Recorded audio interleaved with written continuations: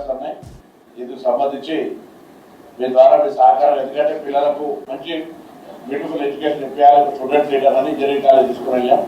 ఆ engineering college full ఫ్లెడ్జ్గా నడపాలని ఆలోచనతో హైదరాబాద్ దాకా వచ్చి మనం అక్కడ చేద్దామంటే మా వైస్ ఛాన్సలర్ గారు లేదా హైదరాబాద్ స్టేట్ కౌన్సిలింగ్ అవుతుంది, ఇక్కడ వస్తే స్టేట్ అందరికీ కూడా తెలుస్తుంది అనే దాని మీద వారు విజ్ఞప్తి చేసిన దృష్ట్యా నేను ఎంసెట్ రాసిన ప్రతి విద్యార్థి మెరిట్ అని 8,500 సీట్లు ఉన్నాయి. అందులో 300 సీట్లు హుస్నాబాద్లో మరి అడ్మిషన్ తీసుకోవాలని నేను విద్యార్థులు గారు కోరుతాను. రైట్,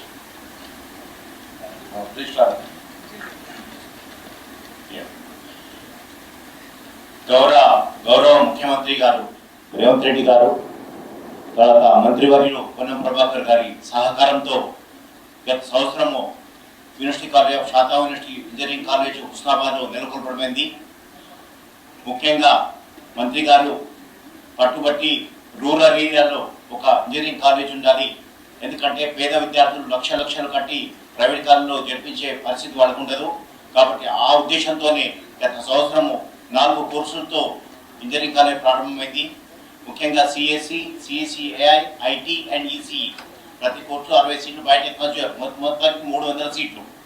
ఈ కాలేజ్ యొక్క ప్రత్యేకత ఏంటి అంటే, మంత్రి గారి ఆలోచన ఏంటి అంటే, ఇది ఒక education hub, centre point. Husnabad అంటే 40 కిలోమీటర్లు హన్మకొండ, 40 కిలోమీటర్లు సిద్దిపేట, 40 కిలోమీటర్లు కరీంనగర్. కాబట్టి ఇది ఒక సెంటర్ పాయింట్ అవుతుందని చాలా కృషి చేసి రీసెంట్గా 2-3 మంత్స్ బిఫోర్ 36 ఎకరాల స్థలాన్ని గవర్నమెంట్ మాకు ఇవ్వడం జరిగింది. ఆ 36 ఎకరాల్లో ఈ ఫస్ట్ ఇయర్, ఈ నెక్స్ట్ మంత్ ఫస్ట్ వీక్లో ఇది భవనాలు కట్టడానికి గవర్నమెంట్ దాదాపు 44 కోట్ల మంజూరు చేస్తారు. దాంట్లో